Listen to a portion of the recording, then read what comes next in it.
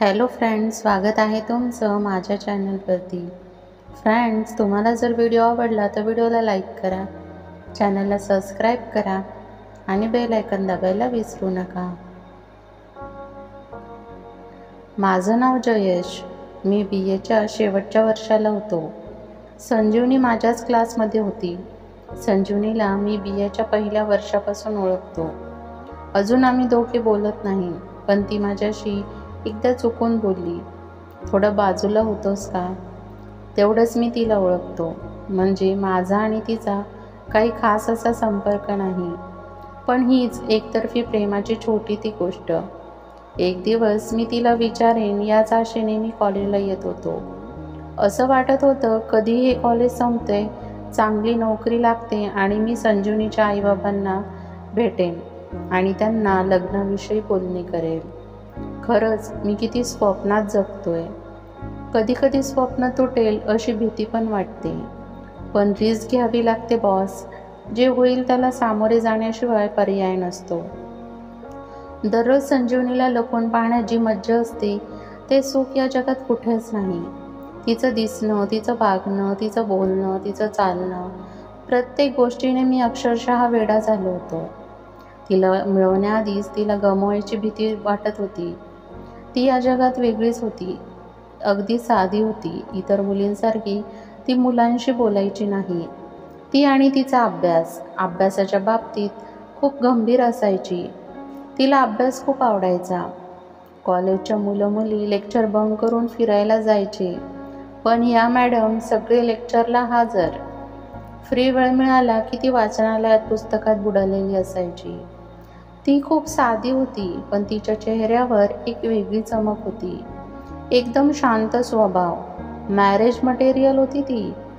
तिला पाहिलं की मी एक निर्जीव पुतळा बनून जायचो. ती जाईल तिथे मी तिचा लपून पाठलाग करायचो.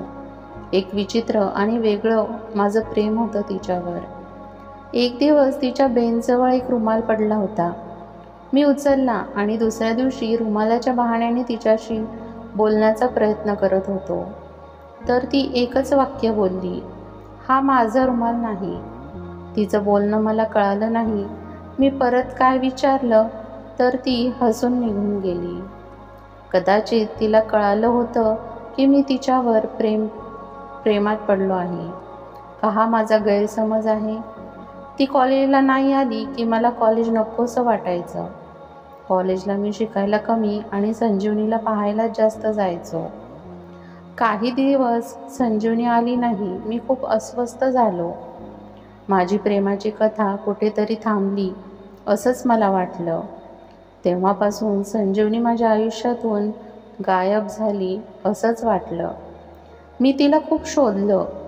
कॉलेजमध्ये तिचा पत्ता विचारला, तिच्या घराचा पत्ता घेतला आणि तिच्या घरी गेलो.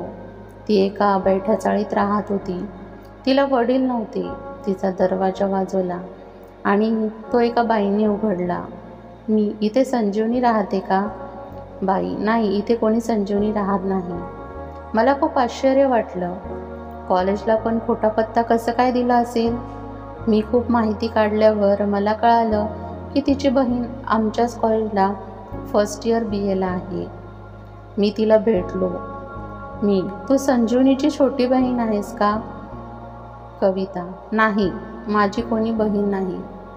असं काय होतंय मला काहीच कळत नाही. खूप वेळ गेला. मी अक्षरशः मरूनच गेलो होतो. संजीवनी कुठेच सापडली नाही. माझे सगळे प्रयत्न संपले. कॉलेज संपलं. नंतर मी MA केलं, पण संजीवनीला विसरू शकलो नाही. नंतर मी एका कॉलेजला शिक्षक म्हणून नोकरीला लागलो. आता नोकरीला लागून 2 वर्ष झाले होते. घरात माझ्या लग्नाच्या मागे लागले. दररोज मला मुलगी बघण्यासाठी घरातून भावनिकरित्या समजूत काढण्यात येऊ लागली. पहिली मुलगी मी पाहायला गेलो. खरंच माझी लग्न करायची इच्छाच नव्हती. सगळेच खुश होते, पण माझी इच्छा नव्हती. तरी मी मुलगी बघायला गेलो. मला आणि मुलीला बोलण्यासाठी टेरेसवर पाठवलं. मला काय बोलावं ते समजत नव्हतं. ती काय बोलत होती त्याच्याकडे माझं लक्ष नव्हतं. तिचं एकच वाक्य मी ऐकलं, "माझं दुसऱ्या मुलावर प्रेम आहे." तुम्ही मला रिजेक्ट करा. तिचं बोलणं असतानाच माझी नजर रस्त्यावर गेली आणि मी संजीवनीला पाहिलं. मी बारकाईने पाहिलं तर ती संजीवनीच होती. मी घाईघाईत बाहेर पडलो. सर्वांची माफी मागितली आणि सर्वांना अर्जंट काम आलं म्हणून निघालो. असं म्हणून मी धावत बाहेर आलो. संजीवनी रस्त्यावर नव्हती. मी पळत पळत सगळीकडे शोधलं, पण ती रस्त्यावरून गायब झाली होती. खरंच ती होती का तो माझा भास होता हेच कळत नव्हतं. घरातल्यांचे फोनवर फोन येत होते. मी आईचा फोन उचलला. आई, कुठे आहेस तू? मी, अगं आमच्या कॉलेजमधले सर वारले, मला तिथं जावं लागलं. आई, बरं बरं, घरी आल्यावर बोलू. थापा मारण्यात मला ऑस्कर पुरस्कार मिळाला पाहिजे. मी फोन ठेवला आणि माझी नजर एका बैठ्या घराकडे गेली. तिथून एक लहान मुलगी पळत आली आणि तिच्या मागे संजीवनी होती. किती वर्षानंतर तिला पाहिलं होतं. तिच्या चेहऱ्यावरचं ते तेज कुठंतरी हरवलं होतं. एखाद्या आजारी व्यक्तीसारखी ती दिसत होती. मी शांत झालो. काही सुचत नव्हतं. मी संजीवनीला हाक मारली. मी, संजीवनी. तिने माझ्याकडे पाहिलं आणि नंतर नजर वळवून ती त्या मुलीला घरात घेऊन दरवाजा लावला. मी तो दरवाजा ठोकला. तिने तो उघडला. मी, अगं संजीवनी, मी जयेश. ओळखलं नाहीस का? संजीवनी, नाही, मी नाही ओळखलं आणि मी संजीवनी नाही. मी, काय? तू असं का बोलतेस? मी तुला चांगलं ओळखतो. तुझा चेहरा मी विसरू शकत नाही. 4 वर्षांपूर्वी तू कॉलेजमधून गायब झाली होतीस, ते आत्ता भेटतीये. संजीवनी, अहो माझं नाव आशा आहे. मी, शक्यच नाही. संजीवनी, तू अशी का वागतेस? अगं मी तुझ्यावर. संजीवनी, जयेश तू इथून जा. मी तुला का टाळतोयस? संजीवनी, मी आशा आहे. मी, बरं तुझं शिक्षण किती झालं आहे? संजीवनी म्हणते 10वी नापास. मी, वा, खोटं बोलणं तुला जमलं नाही. 10वी नापास झालेल्या मुलीला ती माझ्या कॉलेजतर्फे मिळालेली ट्रॉफी कुठून आली? ही ट्रॉफी तुला कॉलेजच्या चित्रकलेच्या स्पर्धेत मिळाली होती ना? तू फसलीस आता. संजीवनी, हो मीच संजीवनी आहे. मी, तू कॉलेज का सोडलंस? ही मुलगी कोणाची? तू कुठे गायब झालीस? तुझ्या घरातले तुझी ओळख का लपवत आहेत? संजीवनी, ही माझी मुलगी आहे. मी, काय? तू लग्न कधी केलंस? संजीवनी मोठ्याने रडायला लागली. काय झालं, नीट सांगशील का? संजीवनी, माझं लग्न नाही झालं. मग ही मुलगी कोणाची? हिला जन्म मीच दिलाय, पण हिची खरी आई नाही. मी, तू वेडी झाली आहेस का? संजीवनी, मी तुला सगळं नीट सांगते, तू फक्त शांत हो. मी, मला तुझ्याकडून ही अपेक्षा नव्हती. का केलेस असं? माझं तुझ्यावर खूप प्रेम होतं. मी तुला लग्नासाठी मागणी घालणार होतो. 4 वर्ष मी तुझ्या आठवणीत वेडा झालो होतो. मला माहीत होतं तुझं माझ्यावर प्रेम आहे आणि माझं पण तुझ्यावर प्रेम होतं. पण आता सगळं संपलं. आयुष्य कुठेतरी हरवलं. मला माफ कर. असं का केलंस? संजीवनी, कॉलेज सुरू असताना एक दिवस आईला अचानक हॉस्पिटलमध्ये ॲडमिट करावं लागलं. डॉक्टरांनी सांगितलं तिला हृदयविकार आहे. तिचं ऑपरेशन करावं लागेल. ऑपरेशनसाठी 5 ते 6 लाख रुपये खर्च येईल.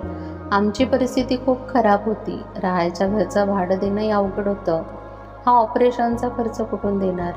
पण ऑपरेशन करणं गरजेचं होतं. आई जिथं तिथं धुणी भांडी करायची, तिथे मी आणि माझी छोटी बहीण धुणी भांडी करायला लागलो. पण पैशाचा प्रश्न कसा सोडवावा हेच कळत नव्हतं. आणि एक दिवस डॉक्टरांचा फोन आला. डॉक्टर, संजीवनी का? हो, मी संजीवनीच बोलतीये. डॉक्टर, अगं पैशांची सोय झाली का? नाही डॉक्टर, मी प्रयत्न करतीये. अगं तुझा पैशांचा प्रॉब्लेम मी सोडवतो, तू मला उद्या भेटायला ये. मी, चालेल बोलले. दुसऱ्या दिवशी डॉक्टरांना भेटायला मी त्यांच्या घरी गेले. नमस्कार डॉक्टर, ये बस. तुम्ही माझी मदत करणार आहात का? मी तुमची खूप आभारी आहे. मी नोकरीला लागली की पहिले तुमचे पैसे व्याजासकट परत करेल. डॉक्टर, नाही, तू शांत हो आणि ऐकून घे. मी, बरं बोला. हे बघ, हे जग स्वार्थी आहे. या जगात कोणी कुणाला अशी मदत करत नाही. त्याच्या मागे त्यांचा स्वार्थ असतोच. मला समजले नाही. मी तुला नीट सांगतो. एक विवाहित कुटुंब आहे. त्यांचे लग्न होऊन 5 वर्ष झाली, पण अजून त्यांना मूलबाळ नाही. त्यांना स्वतःचं मूलबाळ हवं, तर तू ते मूल त्यांना द्यायचं. शी डॉक्टर, तुम्ही इतकं घाणेरडं बोलताय. माझं लग्न नाही झालं याचा अर्थ इतका वाईट घेतला? माझ्या भविष्याची वाट लागेल. शी, मी असं काही करणार नाही. मी निघते. अगं ऐक, अगं तुला काही वाईट करायचं नाही. तुला त्या बदल्यात 6 लाख रुपये मिळतील. देह विक्री करून असा पैसा मिळवायचा असता तर मी खूप पैसा कमवला असता. मला हे मान्य नाही. अगं, तुला देह विक्री करायला नाही सांगत. मग बिनाशर्त संबंध ठेवता मूल कसं होणार? अगं, हे विज्ञान आहे सरोगसी करायची. सरोगसी म्हणजे स्त्रीचा गर्भाशय भाड्याने घेणे. स्त्रीची स्त्रीबीज आणि पुरुषांची शुक्राणू यांचे प्रयोगशाळेत किंवा आर्टिफिशियल इन्सेमिनेशनद्वारा फलन केले जाते आणि सरोगेट मातेच्या गर्भाशयात ठेवले जाते. त्यानंतर तो गर्भ 9 महिने वाढू दिला जातो. 9 महिन्यानंतर ते नवजात मूल पती पत्नीकडे सोपवले जाते. नंतर तुमचा आणि तुझा काही संबंध नाही आणि हे लीगल आहे. बापरे, असं पण असतं? तू तयार झालीस की तुला 2 लाख मिळतील. नंतर 7व्या महिन्यात तुला 2 लाख आणि बाळ झाल्यानंतर 2 लाख. विचार कर. मला थोडा वेळ हवा आहे. तुझ्याकडे वेळ खूप कमी आहे. आईचं ऑपरेशन करायला ही एक गोष्ट कोणाला सांगू नको. मी घरी गेल्यावर खूप विचार केला. नंतर मी खरंच असं होतं का यावर गुगलवर तपासलं. सगळी माहिती खरी आहे. भीती वाटत होती, पण काहीच पर्याय सुचत नव्हता.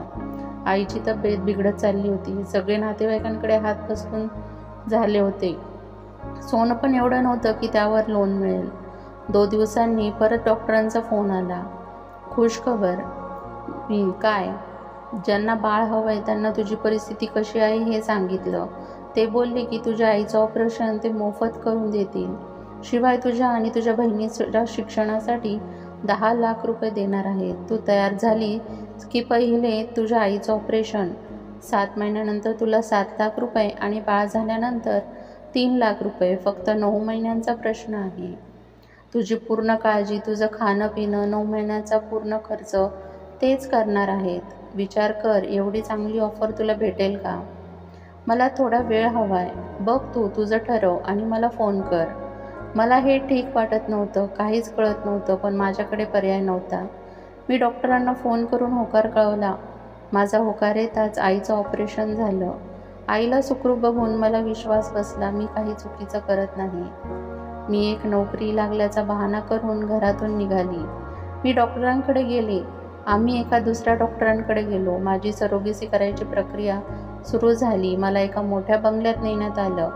तिकडे नोकर चाकर होते. मोठं गार्डन होतं. मला सगळं सुरक्षित वाटत होतं. मी काय खायचं, कसं राहायचं हे शिकवण्यासाठी पण खास लेडीज डॉक्टर माझ्याजवळ होती. 3 महिने गेले. माझी सोनोग्राफी झाली. सगळं ठीक होतं. मी एक आता माता झाली होती. बाळाची हालचाल आता जाणवत होती. या बंगल्यात माझी खूप चांगली काळजी घेण्यात आली. कोणत्याही प्रकारचा त्रास नव्हता. आवडेल ते खायला भेटत होतं. मला असं वाटत होतं की मी कोणी राजकन्या आहे. सर्व नीट चालू होतं. घरात मी आठवणीने फोन करत होते. म्हणता म्हणता दिवस सरकत होते. आता पोट दिसून येत होतं. 7वा महिना सुरू झाला. मी पैशासाठी डॉक्टरांना फोन केला. Hello doctor. हां संजूनी, बोल. कशी आहेस? मी बरी आहे डॉक्टर. ते 5 लाख मिळणार होते त्याचं काय झालं? हां, मी बघतो. मी कामात आहे, नंतर फोन करतो. मला टेन्शन आलं. मी 2 दिवसांनी परत डॉक्टरांना फोन केला. त्यांनी उचलला नाही. परत त्यांचा मोबाईल लागण्याचं बंदच झालं. त्यांनी मला ब्लॉक केलं होतं. मला खूप राग आला होता. मी तशा अवस्थेत डॉक्टरांना भेटायला गेली. डॉक्टर, आत येऊ का? अगं संजूनी, ये बस. तुम्ही मला ब्लॉक का केलंय? असं काही नाही. मला खरं सांगा. अगं, जे जोडपं तुझ्या पोटातलं बाळ घेणार होतं त्यांचा आंतरिक वादात घटस्फोट होतोय. आता त्यांना या बाळाची गरज नाही. त्या दोघांनी बाळाची जबाबदारी घेण्यास नकार दिला. मी खूप समजूत काढण्याचा प्रयत्न केला, पण त्यांनी ऐकून घेतलं नाही. मी ही गोष्ट ऐकून एकदम स्तब्ध झाले. माझ्या पायाखालची जमीनच सरकली. क्षणात सगळं संपलं. हे काय करून बसले मी? काय करू आता मी? काय झालं हे? तू काळजी करू नको, सगळं नीट होईल, डॉक्टर म्हणाले. काय नीट व्हायचं राहिलंय? माझं सगळं आयुष्य संपलं. मला मरण्याशिवाय पर्याय नाही आता. अगं संजीवनी, असं काही करू नको. आपण कोर्टात जाऊ. तुला तुझे पैसे मिळतील, या बाळाला जन्म दे, त्याला आपण अनाथाश्रमात पाठवू, सगळं नीट होईल. मी, वा डॉक्टर, तुम्ही पण स्वार्थी निघालात. मला असली भीक नकोस. जे सगळ्यांपासून लपवायचं होतं ते आता तुम्ही सगळ्या जगाला कोर्टात सांगणार. नको मला असला न्याय, यापेक्षा मरण बरं. तेव्हा जाणवलं की ही दुनिया किती स्वार्थी आहे. बाळाची गरज होती तेव्हा पाया पडत होते, आता नाही दिलं तर आश्रमात फेकून. मी त्याच अवस्थेत घरी आले. मला अशा अवस्थेत बघून आईने डोक्यावर हात मारून घेतला. मला घराबाहेर काढलं. मी सगळं घडलं ते सांगितलं, पण तिला पटलं नाही. ती एकच गोष्ट म्हणाली, मी मेले असते तर काय झालं असतं तुला? हे उद्योग कोणी करायला सांगितले होते? तू आजपासून आमच्यासाठी मेलीस. तुझ्या घरात जागा नाही. तेव्हा घर सोडलं. नंतरचं आयुष्य खूप बदललं. लोकांच्या बघण्याच्या नजरा बदलल्या. कुठेही जगणं कठीण झालं होतं, पण आता बाळाशिवाय माझं कोणी नव्हतं. एका अनाथाश्रमात जेवण बनवायला आचारी हवा होता. तिथे मी गेले. मला तिथे खूप चांगली माणसं भेटली. त्यांनी माझी काळजी देखील घेतली.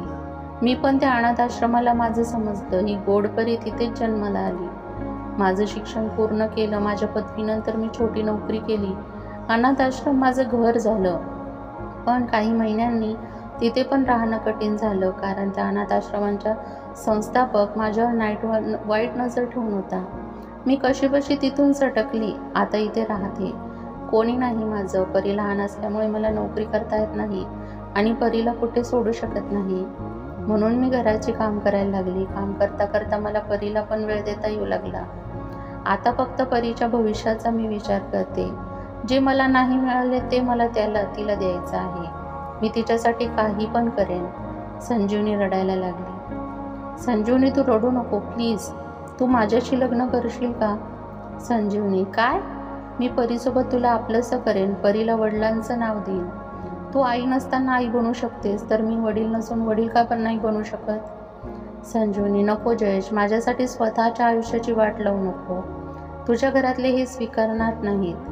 मी माझ्या आयुष्याची वाट लावली. बरं, मी निघतो. संजीवनी, मला माफ कर जयेश. काही माहिती संजीवनीला भेटून मला एक सुख मिळालं होतं.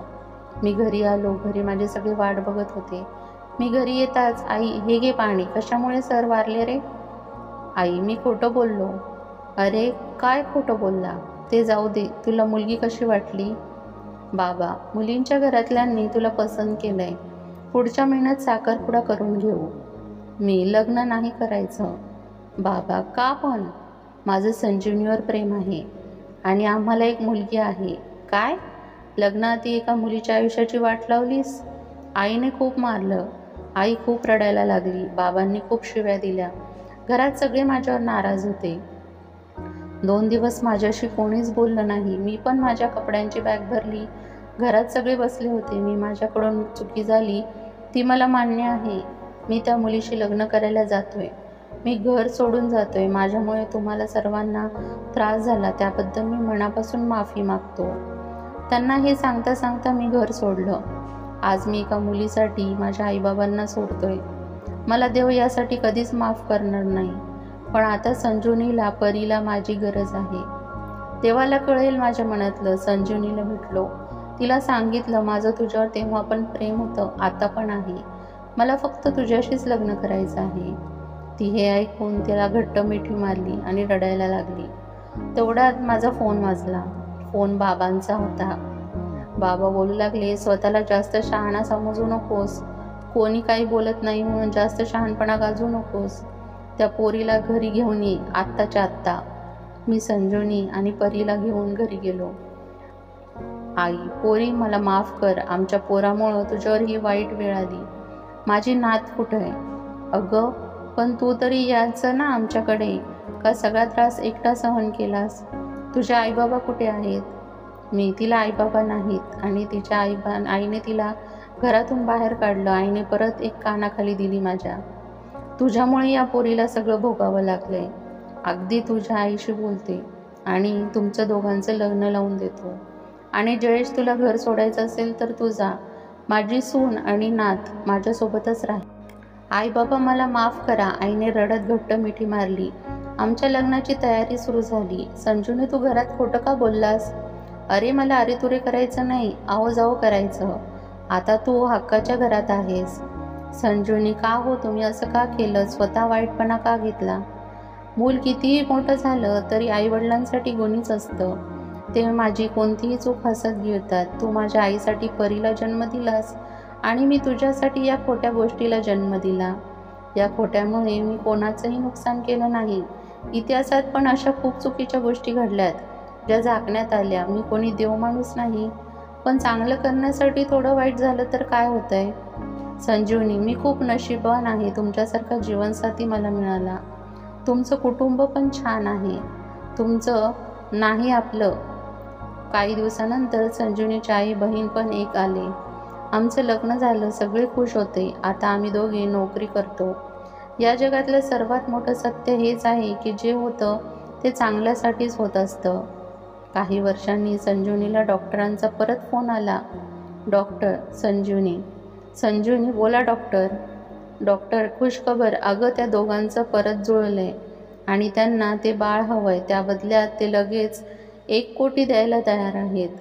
संजीवनीने डॉक्टरांचा फोन कट केला आणि डॉक्टरांना ब्लॉक केलं कायमचं.